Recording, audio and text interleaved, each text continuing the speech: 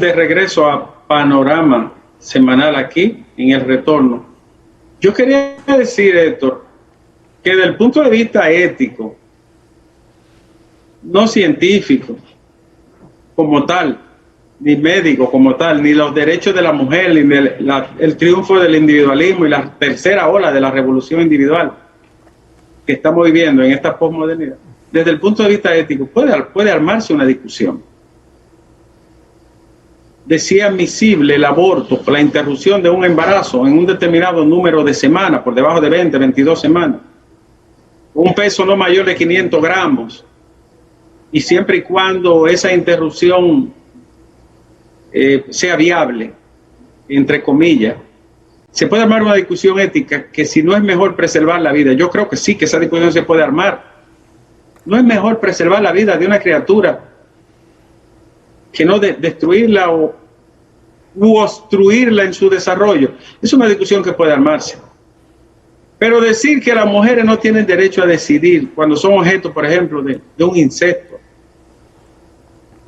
de una violación brutal en el que 5 tipos violan a una mujer que ni sabe de quién va a ser, decirle a ella que está obligada a cargar con ese peso y ese producto, a mí me luce antinómico eso, antitético. Y es más irracional que la discusión de la racionalidad que yo estoy planteando con respecto al plano ético de que si vale la pena. Yo creo que sí que se puede discutir. Y cuando digo ético no excluyo lo religioso incluso. Pero no me diga usted a mí que usted se puede cerrar por completo, como si se tratara de una decisión de Dios. O sea, nosotros los médicos vemos circunstancias y vemos, Héctor, enfermedades, pero vemos pacientes, o sea, gente individual, cada uno es su biografía única, irrepetible y sus circunstancias propias, su idiosincrasia. Tú no puedes ponerme a mí que el tema de la concesión bajo toda condición sea un coto cerrado que no amerite discusión. O sea, no cabe. Pero era es que la epistemología del siglo XXI. Pero óyeme, la estupidez, porque llega un momento, para mí, es una estupidez. Óyeme, la mujer que le pariera a alguien en esa misma época de la Biblia, sin haber estado casada, la mataban a pedra, o sea, abortaban a ella y a la criatura. La lapidaban. Y los romanos vendían el producto de una relación, por ejemplo, de un esclavo, de un liberto, sin consentimiento, lo vendían en una columna junto con los chivos y la vasija al niño. Entonces, y en la Edad Media, tendrían que tener un permiso de su señor feudal para poder encatarse para tener hijos. Sí, sí era necesaria esa producción. Y si no le daban el permiso, abortaban a la mujer y al niño. Entonces, señores, ¿de qué estamos hablando, por el amor de Dios? Es que llega un momento en que donde se une la ignorancia y la estupidez y la tosudez. Pero no todo el mundo socialmente tiene la capacidad de verlo ni de detectarlo. Como decía Domingo, es que el conservadurismo, el interés político, como decía, es que en el fondo ellos los entienden. Porque eso que yo te acabo de decir, que se lo planteé yo a un amigo cura, una persona con que se puede hablar de todos los temas, yo le decía, pero ustedes apedreaban a la mujer... ¿cómo se dice? A la mujer que pegaba. Adúltera. A la mujer adúltera y mataban a la criatura y a la mujer. Y eso no es lo que estamos pidiendo ahora, que si hay una violación, por lo menos se interrumpa el embarazo. Nunca apedrearon a un hombre adúltero. Nunca. Ni nadie pidió eso. Pero miren, esa línea de pensamiento de Héctor. Oye, la humanidad ha ido avanzando hacia el respeto de la individualidad y hacia el respeto de la dignidad individual. Antes era natural todo eso que relata Héctor. Normal. Y para que la humanidad abandonara esa práctica con alto contenido de justificación ideológica que venía de la religión, se precisó de una lucha intensa y se precisó de revoluciones profundas y transformadoras.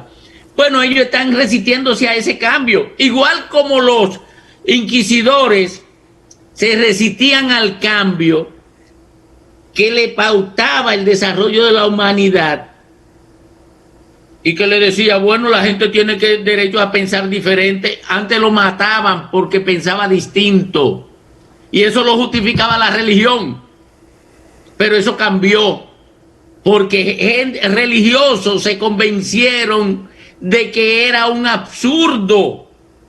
Lo que pasa es que estos todavía están sembrados en ese nivel absurdo de aquellos. Simple.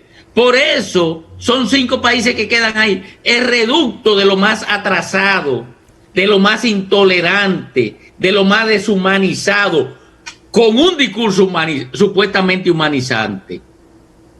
Oye, ¿por dónde andamos? Es por ahí que andamos. Ahora, ¿a quién hay que castigar con dureza? Al Estado, administrado por políticos que supuestamente son los que deben dirigir el cambio.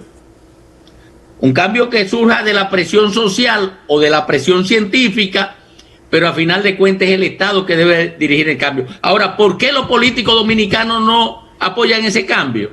Porque están atados a un interés particular que está vinculado a la corrupción que le garantiza el Estado como un proceso de acumulación originaria de capital. Miren por dónde anda la corrupción. Si no, todos ellos estuvieran apoyando las 3 causales y no hubiera que dividirla, que sacarla del código. Simple y llanamente someter el código a votación. Mayoritariamente lo aprueban en la Cámara de Diputados y mayoritariamente lo aprueban en el Senado. Pero ellos pierden un interés particular que es la posibilidad de succionar los recursos públicos. Mira, te voy a hacer el cuarto ingrediente. Hemos tirado 3 ingredientes. Te voy a tirar el cuarto ingrediente de por qué ese discurso antiaborto ha cogido un poco más de fuerza en los últimos 20 años. Muy simple.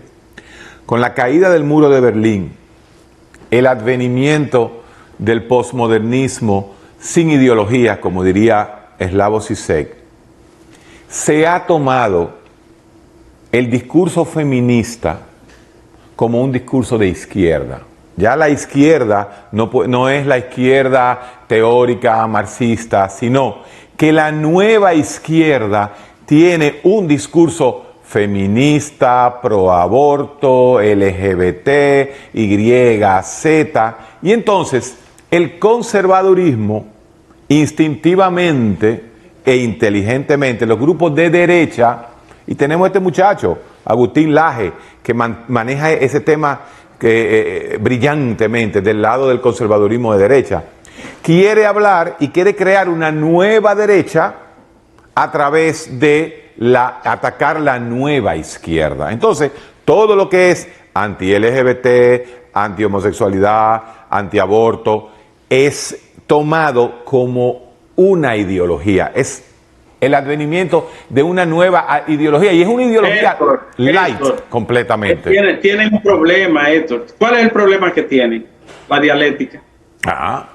Lo mata la dialéctica. Sí, lo pero aplasta la dialéctica. El reloj de vida, la rueda del tiempo lo aplasta. A la derecha no estamos hablando del correctismo ideológico, de si es correcto, si es equivocado. Es que lo va a aplastar la dialéctica, no lo para nadie. Pero ellos se empeñan, como la gente de Trump, que creyeron hasta el último día que él no iba a abandonar el poder. Hay gente que tenía la idea de que eso no iba a pasar nunca.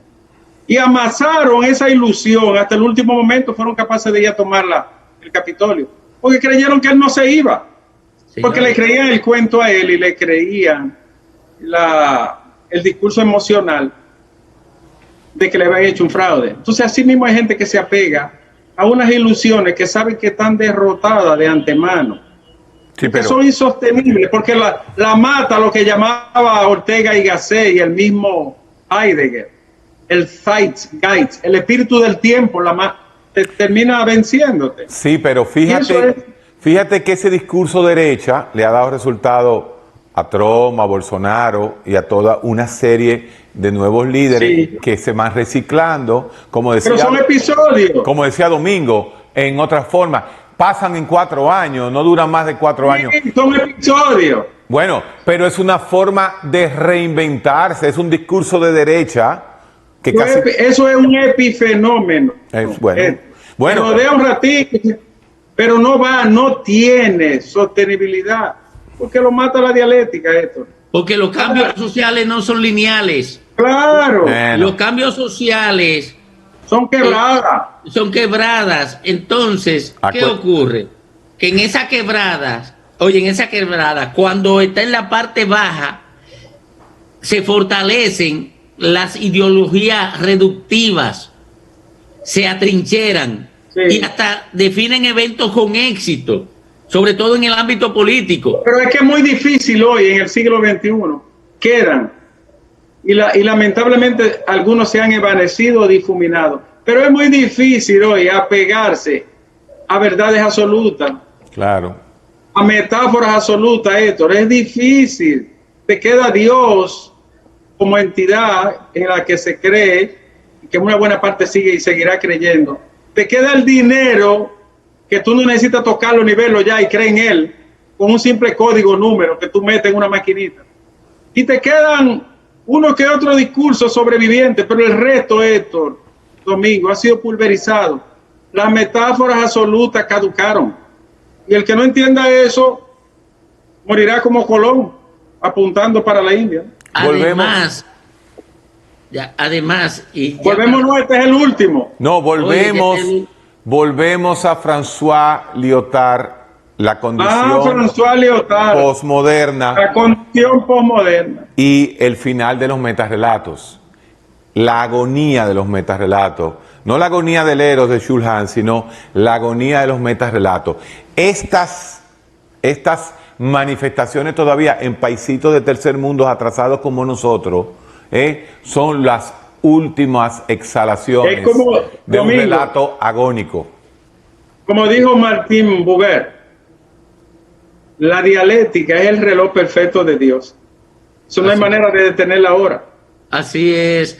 Y mira, es que la gente, ustedes lo saben mejor que yo, la gente construye los relatos para explicar los hechos que se ve combinado a poner en ejecución como consecuencia de la necesidad. O sea, la necesidad del mundo determina que se regule el tema del aborto, pero es que es una necesidad humana regular esa contingencia, y lo regulan con causales que limitan la posibilidad de que el asunto se haga sin control, pero que protege la necesidad de hacerlo. Eso la gente no lo entiende. Pero fíjate cómo los 4 laboratorios más conservadores de familias conservadoras en República Dominicana son los que traen la pastilla del día después, que es una forma de abortar. Los laboratorios más sacrosantos. Exacto, los 4 señores, miren. Las 4 familias más sacrosantas dominicanas, de la derecha dominicana, que tienen los laboratorios, son los que traen la pastilla después. Pero el problema... La pastilla del día después. No, y el problema que tuvieron en los 70 con los condones o preservativos, ese fue otro. Pero fíjate como esas dos la perdieron fácil, porque la industria, el consumo, el mercado de las pastillas, eso cayó la moral. Y los condones, señores, se ha convertido en una necesidad tan obvia que no lo podían pelear. Entonces, esas dos han dejado de pelear. Pero todavía tenemos el cliché del abortito, del abortero, y todavía sobrevive ese tema. Pero es que, como ustedes dicen, esa dialéctica que se dividió en dos, después que Hegel lo planteó todo, en esa tesis, antítesis y síntesis, donde se fue un grupo hacia la derecha hegeliana y lo que le llamaran las izquierdas hegelianas, que son los amigos de ustedes, los que crearon el PLD, todo lo que era la izquierda hegeliana.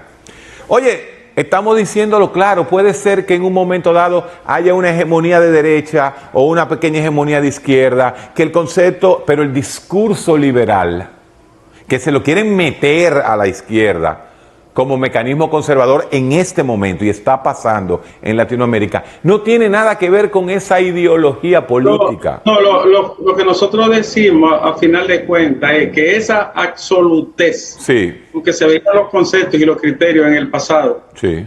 esa omnitud, No cabe esa ya. completud de cosas, imposible hoy. Imposible. Imposible. Así mismo, entonces todo lo que... Imposible. Cuando un muchachito de 19 o 20 años creó un aparato que le cerró la cuenta al presidente del mundo. Exacto. Y usted no va a hablar. Ay, Imposible hoy. Exacto, exacto. Imposible. Exacto. Oye. Entonces, al final, nos queda un minuto, señores. Nos queda un minuto. Al final, de programa. mira, al final, la resistencia a los cambios, lo único que plantea es la imposibilidad del individuo de comprender la realidad. Ese es el epílogo de todo esto, ¿eh? Ricardo, 30 segundos tienes. No, nada, que seguiremos viviendo feliz, como decía García Márquez, en nuestra edad media, feliz aquí en República Dominicana. Los legisladores seguirán queriendo complacer a la iglesia, a las feministas, a los liberales y a los que no somos ninguna de las dos cosas.